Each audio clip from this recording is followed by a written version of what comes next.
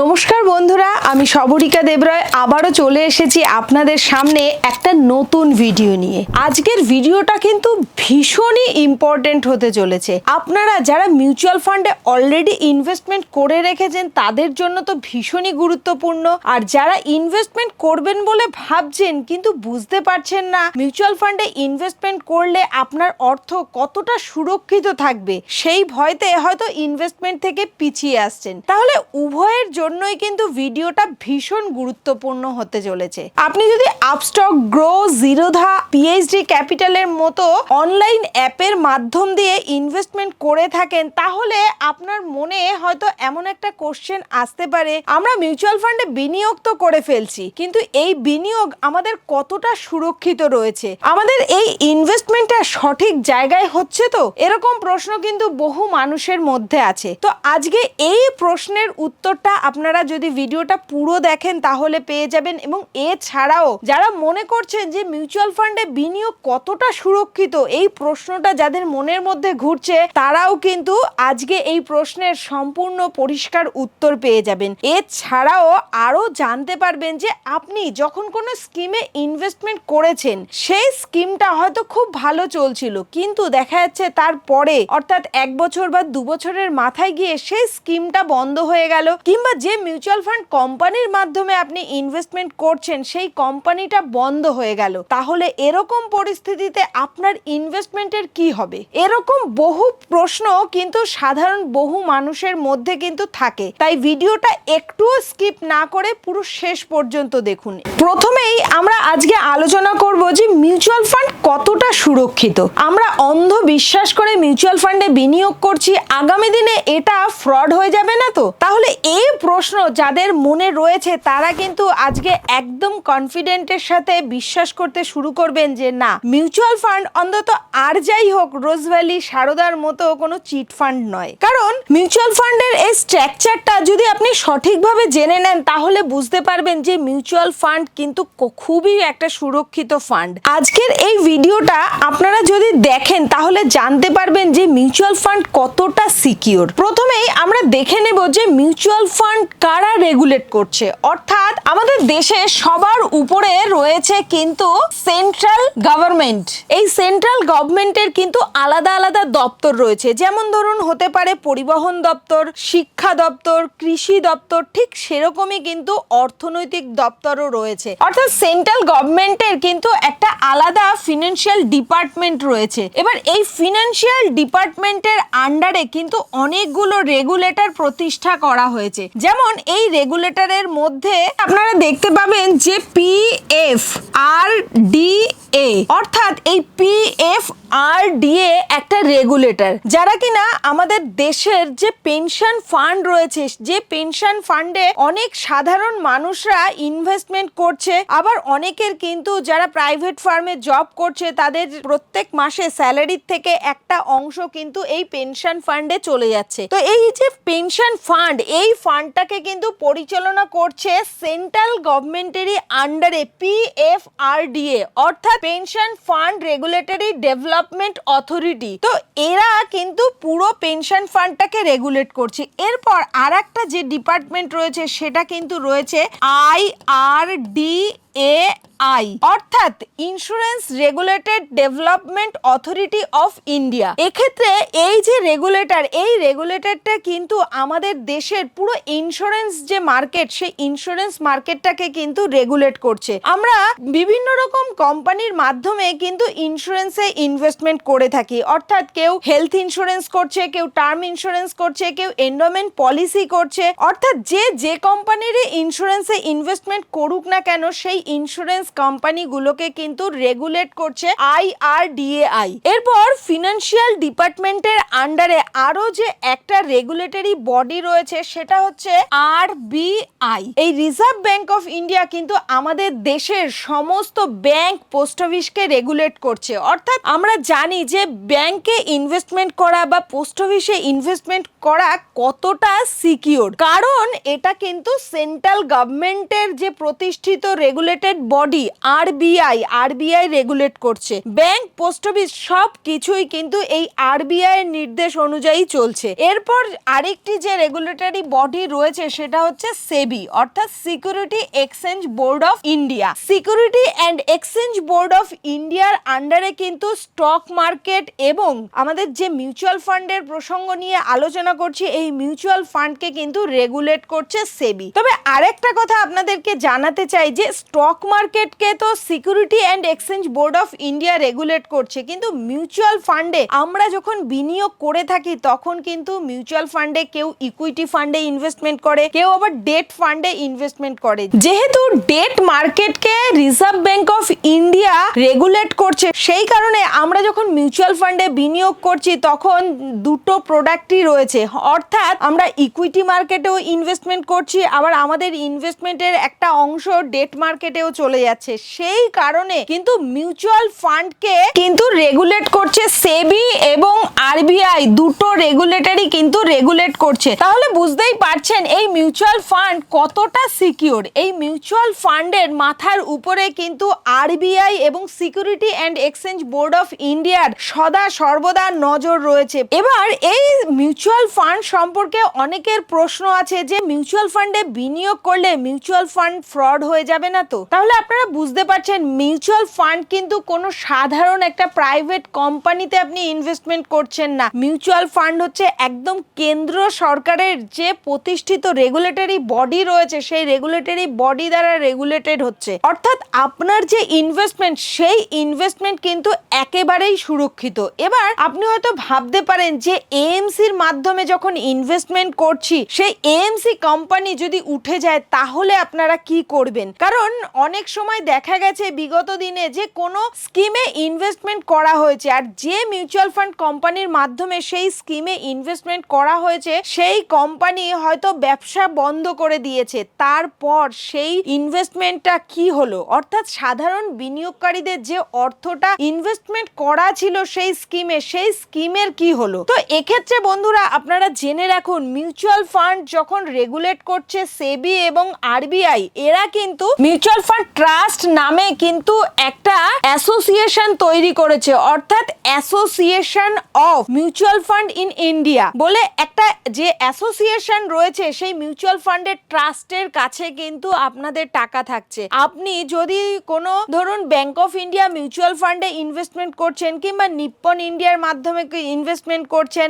অথবা আপনি HDFC mutual fund, SBI mutual ফান্ডে ইনভেস্টমেন্ট করছেন, তো একটা কথা সবসময় মনে রাখবেন, আপনি যে মিউচুয়াল ফান্ড কোম্পানির মাধ্যমেই বিনিয়োগ করুন না কেন, আপনার যে টাকা, সেই টাকা কিন্তু সেই মিউচুয়াল ফান্ড কোম্পানির কাছে থাকছে না, সেই টাকা থাকছে এই যে মিউচুয়াল ফান্ড ট্রাস্ট, এই মিউচুয়াল ফান্ড ট্রাস্টের কাছে। এই মিউচুয়াল ফান্ড ট্রাস্টের নাম হচ্ছে এমফি, অর্থাৎ association of mutual fund in India. এই যে অ্যাসোসিয়েশন, এই অ্যাসোসিয়েশনের সাথে কিন্তু প্রত্যেকটা অ্যাপের বলুন কিংবা ডিস্ট্রিবিউটরের কিন্তু রেজিস্টার্ড হওয়াটা একদম 100% আবশ্যক। তাই আমরা যখন কোনো স্কিমে ইনভেস্টমেন্ট করছি তখন কিন্তু সেই কোম্পানিতে টাকাটা থাকছে না, টাকাটা চলে আসছে মিউচুয়াল ফান্ড ট্রাস্টে, অর্থাৎ একদম সরকারের কাছে। এরপর এই যে মিউচুয়াল ফান্ড ট্রাস্ট রয়েছে, এই মিউচুয়াল ফান্ড ট্রাস্ট কি করছে, আপনার যে টাকা, সেই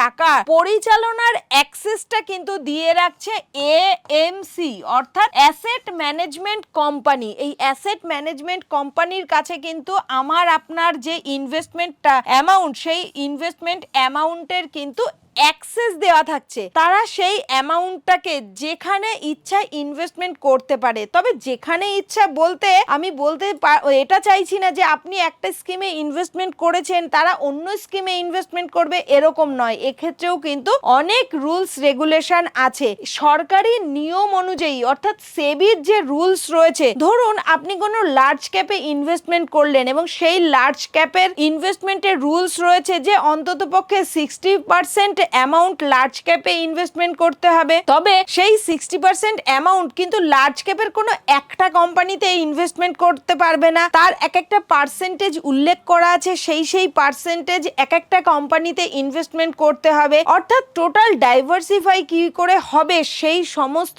নিয়মও কিন্তু সেবি জারি করে রেখে দিয়েছে। এএমসি সমস্ত রুলস রেগুলেশন ফলো করে আপনার সেই যে ইনভেস্টমেন্ট অ্যামাউন্ট, সেই অ্যামাউন্টটাকে তারা ইনভেস্টমেন্ট করছে। এবার এই যে এএমসির কাছে তো অ্যাক্সেস রয়েছে ফান্ড পরিচালনার, কিন্তু এর পরে ধরুন এএমসি বন্ধ হয়ে গেল, তখন সেক্ষেত্রে কিন্তু আমাদের দেশে শুধুমাত্র একটা কিন্তু এএমসি নেই, আমাদের দেশে কিন্তু প্রায় 100-র কাছাকাছি অ্যাসেট ম্যানেজমেন্ট কোম্পানি রয়েছে, অর্থাৎ মিউচুয়াল ফান্ড কোম্পানি রয়েছে যারা মিউচুয়াল ফান্ডের বিজনেস করছে। তো সেক্ষেত্রে যদি কোনোভাবে এএমসি তার বিজনেস বন্ধ করে দেয় কোনো এএমসি, সেক্ষেত্রে অন্যান্য কোনো একটা এএমসির সাথে কিন্তু এমফি আমাদের যে ইনভেস্টমেন্ট অ্যামাউন্ট, সেই অ্যামাউন্টটাকে কিন্তু সেখানে ট্রান্সফার করে দিচ্ছে, অর্থাৎ অন্য কোনো অ্যাসেট ম্যানেজমেন্ট কোম্পানির উপর দায়িত্ব দিয়ে দিচ্ছে আমাদের সেই স্কিমগুলোকে সুন্দরভাবে পরিচালনা করার জন্য। তাহলে এক্ষেত্রে শুধুমাত্র কিন্তু আমাদের যে ইনভেস্টমেন্টের সময় আমরা যখন স্কিমের নাম দেখছি, ধরুন পরাগ পারেখ ফ্লেক্সিক্যাপ মিউচুয়াল ফান্ডে ইনভেস্টমেন্ট করে রেখেছেন, তাহলে যদি সেই অ্যাসেট ম্যানেজমেন্ট কোম্পানি কোনো কারণে বন্ধ হয়ে যায়, তারপর হয়তো সেটা অন্য কোনো মিউচুয়াল ফান্ডের সাথে টাই আপ হয়ে গেল, এইচডিএফসি মিউচুয়াল ফান্ডে চলে গেল, তখন সেক্ষেত্রে শুধুমাত্র কিন্তু স্কিমের নামটা চেঞ্জ হবে, আর আপনার ইনভেস্টমেন্ট অ্যামাউন্ট, আপনার ইউনিট সমস্ত কিছু কিন্তু সেম থাকবে। তাহলে এবার আপনারা বুঝতে পারছেন যে কোনো কোম্পানি যদি উঠে যায়, বন্ধ হয়ে যায়, তাহলে আপনার টাকা কিন্তু কোনো রকম মার যাবে না, আপনার টাকা কিন্তু 100% সিকিউর। তবে একটা কথা কিন্তু মনে রাখবেন, সেফটি কিন্তু আলাদা ব্যাপার। ধরুন আপনার টাকাটা সেফ, এই টাকাটা কোনোভাবেই কিন্তু কেউ মেরে নিতে পারবে না, এটা সরকারের কাছে গচ্ছিত রয়েছে। কিন্তু এই সেফটির অর্থ এরকম নয় যে আপনার যে অ্যামাউন্টটা আপনি ইনভেস্টমেন্ট করেছেন সেই অ্যামাউন্ট সবসময় সেমই থাকবে। মার্কেট রিস্ক বলে কিন্তু একটা কথা আছে, মিউচুয়াল ফান্ডে যারা ইনভেস্টমেন্ট করে তারা কিন্তু জানে যে আমাদের প্রত্যেকটা ইনভেস্টমেন্টের সঙ্গে কিন্তু মার্কেট রিস্ক যুক্ত রয়েছে। অর্থাৎ আপনার এটা তো সুরক্ষিত হলেন যে আপনার টাকাটা সেফ রয়েছে, কিন্তু আপনার টাকাটা কোনো বিজনেসে লাগানো হয়েছে, কোনো কোম্পানির স্টকে ইনভেস্টমেন্ট করা হয়েছে, সেই কোম্পানির পারফরমেন্স অনুযায়ী কিন্তু রিটার্নটা আলাদা হতে পারে, কোনো বছর প্লাস হতে পারে, কোনো বছর মাইনাস হতে পারে। তাহলে সেফটির জায়গাটা আলাদা এবং রিটার্নের জায়গাটা কিন্তু আলাদা, দুটোকে কিন্তু একসাথে গোলমাল করে ফেললে কিন্তু আপনারা ভুল করবেন। তাহলে এই যে এএমসির যে পর্বটা, এই পর্বটা তো নিশ্চয়ই আপনারা বুঝে গেলেন যে এক্ষেত্রে আমাদের টাকা একদম সিকিউর। এবার আরো একটা প্রশ্ন কিন্তু বহু মানুষের মনে আছে যে ধরুন আমরা যখন ইনভেস্টমেন্ট করি, আজকালকার দিনে কিন্তু অধিকাংশ মানুষ ইনভেস্টমেন্ট করছে থার্ড পার্টি কোনো অ্যাপের মাধ্যমে, হতে পারে সেটা আপস্টক, হতে পারে সেটা গ্রো, হতে পারে সেটা পিএইচডি ক্যাপিটাল। এবার এই আলাদা আলাদা যে অ্যাপ আমরা ইউজ করছি বিনিয়োগের সময়, এবার কোনো কারণে ধরুন কোনো অ্যাপ বন্ধ হয়ে গেল, অ্যাপ উঠে গেল, এর আগে আমাদের ভিডিওর কমেন্ট সেকশনে অনেকেই কমেন্ট করে আমাদেরকে জানিয়েছেন যে পিএইচডি ক্যাপিটালের মাধ্যমে ধরুন ইনভেস্টমেন্ট করব, কিংবা আপস্টকের মাধ্যমে ইনভেস্টমেন্ট করব, কিংবা গ্রো অ্যাপের মাধ্যমে ইনভেস্টমেন্ট করব। এখন তো ইনভেস্টমেন্ট করছি, কিন্তু সেই ইনভেস্টমেন্ট কতটা সিকিউর, সেই ইনভেস্টমেন্ট কি কোনোভাবে বিপদের মুখে পড়তে পারে? কারণ আগামী দিনে হয়তো পিএইচডি ক্যাপিটাল থাকলো না, কিংবা গ্রো থাকলো না, আপস্টক থাকলো না, তখন আমাদের ইনভেস্টমেন্টের কি হবে, আমরা কোথায় যাব? তো তাদের জন্য বলছি আপনাদের ইনভেস্টমেন্ট কিন্তু একদম সুরক্ষিত। আপনারা শুধুমাত্র কিন্তু এই আপস্টক, গ্রো, পিএইচডি ক্যাপিটাল এই সমস্ত প্ল্যাটফর্ম ইউজ করছেন, আপনারা কোনোভাবেই কিন্তু আপনাদের টাকা আমাদের এই সমস্ত থার্ড পার্টি যে অ্যাপগুলো রয়েছে এই অ্যাপের কাছে কিন্তু রাখছেন না, আপনার টাকা কিন্তু চলে যাচ্ছে একদম মিউচুয়াল ফান্ড ট্রাস্টের কাছে, যে টাকাটার উপর নজরদারি রাখছে কিন্তু সব সময় security exchange board of India, অর্থাৎ এই অর্থটা যাতে একদম 100% সিকিউর থাকে তার দায়িত্ব রয়েছে কেন্দ্র সরকারের প্রতিষ্ঠিত এই রেগুলেটরের হাতে। তাই আপনি যদি কোনো অ্যাপের মাধ্যমে বিনিয়োগ করে রাখেন, মনে রাখবেন আপনার টাকা কিন্তু সুরক্ষিত থাকছে। তবে বিনিয়োগ করার আগে আপনি একবার শুধু খোঁজ নিয়ে দেখবেন সেই যে অ্যাপটা, সেই অ্যাপটা সেবি রেজিস্টার্ড তো, এমফি রেজিস্টার্ড তো। এই রেজিস্ট্রেশনটা যদি আপনি একবার জেনে নেন তাহলে কিন্তু আপনি একদমই সুরক্ষিত জায়গায় ইনভেস্টমেন্ট করছেন। তবে হ্যাঁ, আপনি যদি কোনো চেনা পরিচিত দাদা, কাকা, জ্যাঠা বা কারুর পরামর্শে বিনিয়োগ করেন, ধরুন এমন কোনো অ্যাপের মাধ্যমে এমন কোনো লিঙ্কে ক্লিক করে আপনি ইনভেস্টমেন্ট করছেন যেটা কিনা সেবি রেজিস্টার্ড নয়, সেরকম ক্ষেত্রে কিন্তু আপনার সাথে ধোঁকা হয়ে যেতে পারে। তাই সব সময় সেবি রেজিস্টার্ড, এমফি রেজিস্টার্ড প্ল্যাটফর্মগুলোর সাথেই যাবেন। সেই প্ল্যাটফর্মগুলোর সাথে গেলে কিন্তু কোনো রকম ছলচাতুরি হওয়ার জায়গা থাকবে না, কোনো রকম চিট হবে না, আপনার ইনভেস্টমেন্ট থাকবে একদম স্বচ্ছ। তবে আমরা একটু পরে ভিডিওটা যদি আপনারা লাস্ট পর্যন্ত দেখেন, আমরা আরো একটা জিনিস কভার করব, সেটা হচ্ছে এই যে স্কিম বন্ধ হয়ে গেলে আমাদের টাকা সুরক্ষিত থাকছে, কিন্তু অ্যাপ বন্ধ হয়ে গেলেও আমাদের টাকা সুরক্ষিত থাকছে। কিন্তু ধরুন কোনো অ্যাপ বন্ধ হয়ে গেল, তাহলে আমরা তো সেই অ্যাপটাকে খুলতেই পারবো না, তাহলে আমাদের সেই যে ইনভেস্টমেন্ট সেগুলোকে আমরা রিকভারি করব কি করে? একদম শেষ পর্যন্ত ভিডিওটা দেখুন, এই প্রশ্নের উত্তরটাও কিন্তু আপনাকে আমরা দিয়ে দেব। তাহলে আপনারা অ্যাপের মাধ্যমে ইনভেস্টমেন্ট করছেন, কোনো এএমসির যে স্কিমগুলো রয়েছে সেই স্কিমে ইনভেস্টমেন্ট করছেন এবং এই এএমসির কাছে শুধুমাত্র আপনার টাকার অ্যাক্সেস রয়েছে, ফান্ড ম্যানেজাররা শুধুমাত্র আপনার টাকাকে পরিচালনা করতে পারবে, কোনোভাবেই কিন্তু তারা সেখান থেকে সেই টাকা কিন্তু নিজেদের নামে, নিজেদের অ্যাকাউন্টে ট্রান্সফার করতে পারবে না। যখনই আপনার যে স্কিমে ইনভেস্টমেন্ট, সেই স্কিম আপনি রিডিম করবেন, অর্থাৎ আপনার যে ইউনিট রয়েছে সেটা সেল করবেন, তখন কিন্তু যে অ্যাকাউন্ট থেকে এই মিউচুয়াল ফান্ড ট্রাস্টে আপনার টাকাটা ট্রান্সফার হয়েছিল, শুধুমাত্র সেই ম্যাপড অ্যাকাউন্টেই কিন্তু টাকাটা ট্রান্সফার হবে। এর মাঝখানে আরো একটা সংস্থা রয়েছে যেটার নাম হচ্ছে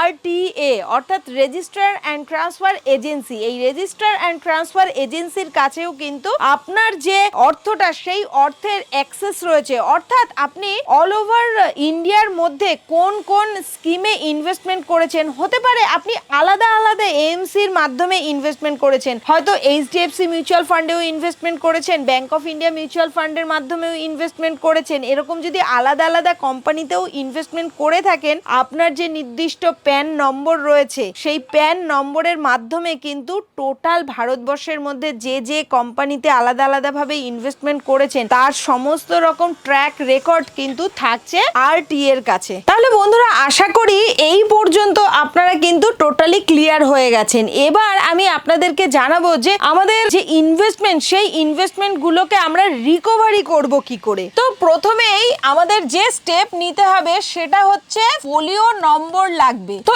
এক্ষেত্রে আমরা কোন কোন পদ্ধতিতে ফোলিও রিকভারি করতে পারি? তো সব থেকে ভালো, আপনি যখনই ইনভেস্টমেন্ট করছেন সেই সময় কিন্তু আপনার যে মেল আইডি দিচ্ছেন, সেই মেল আইডিতে কিন্তু মেল চলে আসছে। সেই মেলগুলো ডাউনলোড করে সেভ করে রাখতে পারেন সঠিকভাবে, যাতে আপনাকে পরবর্তীতে খুব ঝামেলা করে খুঁজে না বার করতে হয়। এবার যদি সেটা না করে থাকেন, তাহলে আপনি আপনার মেলে গিয়ে সার্চ বারে ওখানে ফোলিও বলে লিখে বা মিউচুয়াল ফান্ড ইনভেস্টমেন্ট বলে লিখে যদি সার্চ করেন, তাহলে কিন্তু বেশ আপনার সামনে অনেকগুলো মেসেজ চলে আসবে। তো সেখান থেকে আপনি কোন মিউচুয়াল ফান্ড কোম্পানিতে ইনভেস্টমেন্ট করেছেন, তার ফোলিও নম্বর কি, সেই সমস্ত মেলগুলো কিন্তু আপনি ওখান থেকে খুঁজে বার করে আলাদা করবেন। এবার যখন আপনার সমস্ত ফোলিও নম্বরগুলো আপনি এক জায়গায় করে নিলেন, এরপর থাকবে সেগুলোকে কিভাবে রিকভারি করবেন। ধরুন আপনি কোনো একটা স্কিমে ইনভেস্টমেন্ট করেছেন, তাহলে সেক্ষেত্রে সেই স্কিমের যে ফোলিও নম্বর, সেই ফোলিও নম্বরটা অতি অবশ্যই মাথায় রাখবেন বা কোথাও লিখে রাখবেন। এরপর আপনাকে যে কোম্পানির মাধ্যমে আপনি ইনভেস্টমেন্ট করেছিলেন, সেই কোম্পানিতে, এএমসি কোম্পানিতে গিয়ে কিন্তু আপনি আপনার ফোলিও নম্বর দিয়ে আপনার ইনভেস্টমেন্ট অ্যামাউন্টটাকে বা স্কিমটাকে আবার রিকভারি করতে পারবেন। এবার ধরুন আপনি আলাদা আলাদা 5টা বা 7টা স্কিমে ইনভেস্টমেন্ট করেছেন এবং প্রত্যেকটা স্কিমই আলাদা আলাদা এএমসি, অর্থাৎ মিউচুয়াল ফান্ড কোম্পানিতে ইনভেস্টমেন্ট করা আছে। এবার প্রত্যেকটা আলাদা আলাদা স্কিম রিকভারি করার জন্য আলাদা আলাদা অ্যাসেট ম্যানেজমেন্ট কোম্পানিতে আপনার যাওয়া লাগবে না। আপনি যখন শুধুমাত্র একটা স্কিমের জন্য সেই পার্টিকুলার এইমস এর ওয়েবসাইটে গিয়ে আপনি আপনার ফোলিও নম্বর দিয়েও কিন্তু অনলাইনে রিকভারি করতে পারছেন। এবার আপনি চাইলে কিন্তু এমন একটা প্রসেস আছে যার মাধ্যমে আপনার সমস্ত আলাদা আলাদা অ্যাসেট ম্যানেজমেন্ট কোম্পানির ইনভেস্টমেন্ট এক জায়গায় আপনি রিকভারি করতে পারবেন। তার প্রথম প্ল্যাটফর্মটি হচ্ছে ক্যামস অ্যান্ড কেফিনটেক। আপনারা চাইলে অনলাইনে ক্যামস বা কেফিনটেকের যে ওয়েবসাইট রয়েছে সেই ওয়েবসাইট লগ ইন করে সেখানে সামনে যে পেজটা চলে আসবে সেখানে কিন্তু আপনারা আপনাদের যে পার্সোনাল ইনফরমেশন রয়েছে সেই ইনফরমেশনগুলো সাবমিট করতে পারেন। তারপরেই কিন্তু আপনার রেজিস্টার্ড যে মেল আইডি সেই মেল আইডিতে কিন্তু সমস্ত ইনভেস্টমেন্ট এক জায়গায় চলে আসবে। তবে একটা কথা মাথায় রাখবেন, আমাদের দেশের মধ্যে যেহেতু দুটো আরটিএ রয়েছে, ক্যামস অ্যান্ড কেফিনটেক, তো কিছু কিছু কোম্পানি আছে যারা ক্যামসের সাথে রেজিস্টার্ড, কিছু কিছু কোম্পানি আছে কেফিনটেকের সাথে রেজিস্টার্ড। এবার আপনি হয়তো এমন কোনো কোম্পানিতে ইনভেস্টমেন্ট করেছেন যারা ক্যামসের সাথে রেজিস্টার্ড করা রয়েছে, তাহলে আপনি ক্যামসে যখন লগ ইন করবেন এমএফ ইনভেস্টারে গিয়ে তারপর সেখানে আপনি স্টেটমেন্টে ক্লিক করবেন। স্টেটমেন্টে ক্লিক করার পরেই আপনি যখন আপনার পার্সোনাল ইনফরমেশন দেবেন সেক্ষেত্রে ক্যামসের মাধ্যমে যে সমস্ত কোম্পানি রেজিস্টার্ড করা রয়েছে সেই সমস্ত কোম্পানির ইনফরমেশন কিন্তু আপনার মেলে চলে আসবে। এবার ধরুন এমন কিছু আবার কোম্পানিতে আরো আপনি ইনভেস্টমেন্ট করেছেন যারা ক্যামসের সাথে রেজিস্টার্ড নয়, কেফিনটেকের সাথে রেজিস্টার্ড, তাহলে সেক্ষেত্রে আপনাকে আরো একবার কিন্তু কেফিনটেকের ওয়েবসাইটে গিয়েও আপনার সেম একই কিন্তু প্রসেসটা ফলো করতে হবে। তাহলে আপনি যদি এই দুটো আরটিএ এর সাথে আপনি লগ ইন করে আপনার পার্সোনাল ইনফরমেশন ওখানে সাবমিট করে আপনি আপনার কিন্তু যে ইনভেস্টমেন্ট সেই ইনভেস্টমেন্ট গুলোকে রিকভারি করতে পারবেন। আর এই সমস্ত সংস্থার যে ওয়েবসাইট লিংক আমি আমাদের ভিডিওটির ডেসক্রিপশনে লিংক দিয়ে দেব, আপনারা কিন্তু চাইলেই সেই লিংকে ক্লিক করে আপনাদের যে ইনভেস্টমেন্ট রয়েছে সেই ইনভেস্টমেন্ট গুলোকে কিন্তু একবার চেক করে দেখতে পারেন। তবে আপনি যখন আপস্টক বা গ্রো কিংবা জিরোধার মতো প্ল্যাটফর্ম দিয়ে ইনভেস্টমেন্ট করবেন তখন আপনার মনে হয়তো ডাউট থাকতে পারে। আপনি যদি ফার্স্ট টাইম ইনভেস্টমেন্ট করেন, অনেক ক্ষেত্রে অনেকেই বলে থাকে যে এই সমস্ত প্ল্যাটফর্মের মাধ্যমে ইনভেস্টমেন্ট তো করছি কিন্তু সঠিক জায়গায় কি ইনভেস্টমেন্ট হচ্ছে, আমার কি আদৌ এই যে টাকাটা কেটে নিল অ্যাকাউন্ট থেকে এটা কি সত্যি সত্যি মিউচুয়াল ফান্ডের স্কিমে ইনভেস্টমেন্ট হয়েছে তো নাকি আই ওয়াশ, এরকম অনেকেই কিন্তু নতুন যারা তারা বেশিরভাগ মনে করে থাকেন। তাই তারা শুধুমাত্র যে অ্যাপ উঠে গেলে রিকভারি করার জন্য ক্যামস কেফিনটেকে যাবেন তা নয়, আপনি চাইলে কিন্তু ইনভেস্টমেন্ট করা অবস্থায় এখনই আপনি ক্যামস কেফিনটেকে গিয়ে আপনার প্যান নম্বর, আপনার মেল আইডি সমস্ত রেজিস্ট্রেশন করে আপনি চাইলে আপনার ইনভেস্টমেন্ট চেক করতে পারেন। বর্তমানে আপনার তার স্ট্যাটাস কি আছে সেগুলো কিন্তু দেখতে পারেন। এরপর আমি আরো একটা প্ল্যাটফর্মের নাম বলছি, সেটা হচ্ছে এমএফ সেন্ট্রাল। এই এমএফ সেন্ট্রাল কিন্তু সেবি রেজিস্টার্ড একটা প্ল্যাটফর্ম। এখানে গিয়েও কিন্তু আপনি চাইলে আপনার যে ইনফরমেশন রয়েছে সেগুলো সাবমিট করে আপনার টোটাল ইনভেস্টমেন্টটাকে কিন্তু আপনি রিকভারি করতে পারেন। আর সব সময় আপনারা চেষ্টা করবেন যে আগে থেকে এই সমস্ত ওয়েবসাইটগুলোতে লিংকে ক্লিক করে আপনারা আপনাদের ইনভেস্টমেন্ট যাচাই করে দেখে নেবেন, কারণ যখন কোনো বিপদ হবে, অর্থাৎ বিপদ কখনো তো বলে কয়ে আসে না, সেই সময় সেই পরিস্থিতিতে কিন্তু আপনি এই সমস্ত ওয়েবসাইটগুলোকে যদি সঠিকভাবে ইউজ করতে না জানেন তাহলে কিন্তু আপনি প্যানিক করে যাবেন, অর্থাৎ সঠিকভাবে ইউজ করতে পারবেন না, মেন্টালি আপনি ডিপ্রেসড হয়ে যাবেন। তাই অতি অবশ্যই আগে থেকে চেষ্টা করবেন এই সমস্ত যে ওয়েবসাইট এগুলোকে লগ ইন করে সঠিকভাবে পরিচালনা করা শিখে নিতে, যাতে আপনার পরবর্তীকালে কোনো রকম কোনো অসুবিধা না হয়। এরপর চতুর্থ যে পয়েন্ট রয়েছে, চতুর্থ পয়েন্ট হচ্ছে এনএসডিএল বা সিডিএসএল ই ক্যাশ স্টেটমেন্ট আপনাকে ডাউনলোড করতে হবে। অর্থাৎ এনএসডিএল বা সিডিএসএল এর ওয়েবসাইটে গিয়ে ই ক্যাশ স্টেটমেন্ট যদি আপনি ডাউনলোড করেন তাহলে এক্ষেত্রে কিন্তু শুধুমাত্র যে আপনার মিউচুয়াল ফান্ডের ইনভেস্টমেন্ট আসবে তা কিন্তু নয়, এক্ষেত্রে আপনার যে প্যান নম্বর সেই প্যান নম্বরের মধ্যে যত ইনভেস্টমেন্ট আছে, অর্থাৎ মিউচুয়াল ফান্ডের ইনভেস্টমেন্ট এবং স্টক মার্কেটে যদি আপনি ডিরেক্ট ইনভেস্টমেন্ট করে রাখেন, দেখা গেল কোনো কোম্পানির স্টকে আপনি ইনভেস্টমেন্ট করে রেখেছেন, তাহলে সেই সমস্ত স্টকের যে ইনভেস্টমেন্টের স্টেটমেন্ট সেগুলোও কিন্তু আপনার এখানে এই ই ক্যাশ স্টেটমেন্টের মধ্যে চলে আসবে। এর জন্য আপনাকে nsdl.com এবং cdsl.com এর ওয়েবসাইট ভিজিট করতে হবে। এরপর পরবর্তী যে পয়েন্ট সেটা হচ্ছে 5 নম্বর পয়েন্ট, সেটা হচ্ছে এএমসি, অর্থাৎ আপনি যে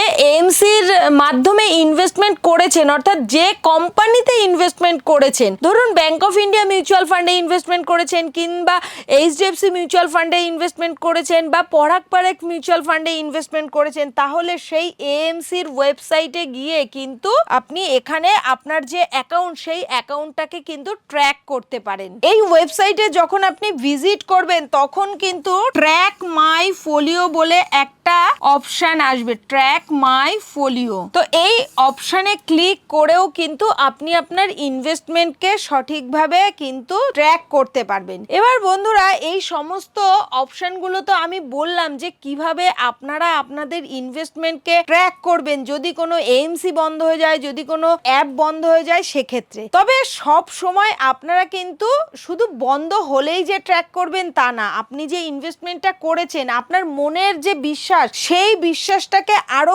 গভীর করতে আপনি চাইলে কিন্তু এখনই এই সমস্ত ওয়েবসাইটগুলো ভিজিট করতে পারেন, করে তারপরে আপনার ইনভেস্টমেন্টটা কতটা সুরক্ষিত রয়েছে তাহলে কিন্তু আপনার মনের ভয় বিধা সমস্ত দূর হয়ে যাবে। এরপর ধরুন কোনো অ্যাপ বন্ধ হয়ে গেল, তাহলে আপনাকে তো এই যে ইনভেস্টমেন্টের যে রেকর্ডটা আপনি বার করছেন, শুধুমাত্র বারবার যখনই রেকর্ড চেক করার দরকার হবে তখন সেই ওয়েবসাইটে গিয়ে যদি আপনি করতে চান, তাহলে এটা কিন্তু একটা জটিল পদ্ধতি, অনেকগুলো স্টেপ আপনাকে ফলো করতে হবে। বাট আপনি যদি কোনো অ্যাপের মাধ্যমে যখন ইনভেস্টমেন্ট করেন বা ট্র্যাক করেন, সেটা কিন্তু আরো ইজি ট্র্যাকেবল হয়। তো এক্ষেত্রে আপনি যদি মনে করেন যে এবিসি কোনো অ্যাপ বন্ধ হয়ে গেছে, এবার আমি XYZ কোনো অ্যাপে আমার সমস্ত ইনভেস্টমেন্ট গুলোকে এক জায়গায় ওখানে আনতে চাই, তাহলে যে অ্যাপের মাধ্যমে আপনি আপনার সমস্ত ইনভেস্টমেন্টকে ট্র্যাক করতে চান, তাহলে সেই অ্যাপ প্রথমে আপনাকে গুগল প্লে স্টোর থেকে ডাউনলোড করতে হবে। তারপর সেখানে গিয়ে আপনাকে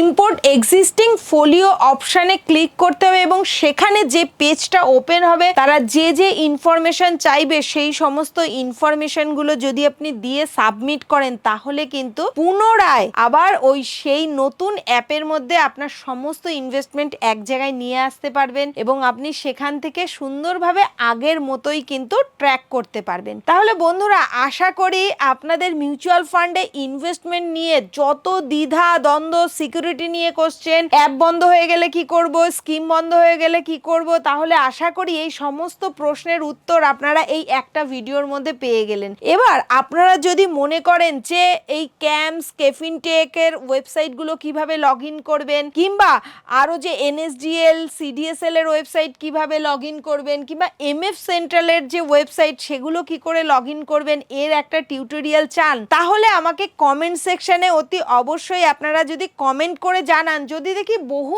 মানুষের চাহিদা রয়েছে এরকমই একটা টিউটোরিয়াল ভিডিওর, তাহলে আমি পরবর্তীতে কিন্তু এই রিলেটেড একটা ভিডিও করে দেব। তাহলে আপনাদের কিন্তু পরবর্তীকালে কোনো রকম অসুবিধা হবে না। বিপদ আসার আগে থেকেই আপনারা যদি প্রস্তুতি নিয়ে থাকেন যে কিভাবে বিপদ থেকে বার হবেন, তাহলে কিন্তু কোনো বিপদই বিপদ বলে মনে হবে না। তো বন্ধুরা, ভিডিওটা দেখে আপনাদের যদি ভালো লেগে থাকে, উপকার হয়, তাহলে একটা লাইক করবেন এবং আপনাদের চেনা জানা পরিচিত যে সমস্ত বন্ধু বান্ধবরা রয়েছে যারাও মিউচুয়াল ফান্ডে ইনভেস্টমেন্ট অলরেডি করে রেখেছে, তারা যাতে জানতে পারে, বুঝতে পারে, তাহলে তাদের কাছে এই ভিডিওটা কাইন্ডলি শেয়ার করবেন। তাহলে সাবস্ক্রাইব করে অবশ্যই আমাদের সাথে থাকবেন এবং বেল আইকনটি প্রেস করে রাখবেন। ভালো থাকবেন, সুস্থ থাকবেন, দেখা হবে পরবর্তী কোনো ভিডিওতে। তবে একটা কথা মনে রাখবেন, health is our real wealth. তাই আপনার যে টোটাল ওয়েলথ রয়েছে, এই ওয়েলথটাকে যদি আপনি এনজয় করতে চান, অতি অবশ্যই আগে আপনার হেলথটা কিন্তু ঠিক রাখতে হবে। তাই সব সময় নিজের যত্ন নিন, ভালো থাকুন। দেখা হবে পরবর্তী কোনো ভিডিওতে।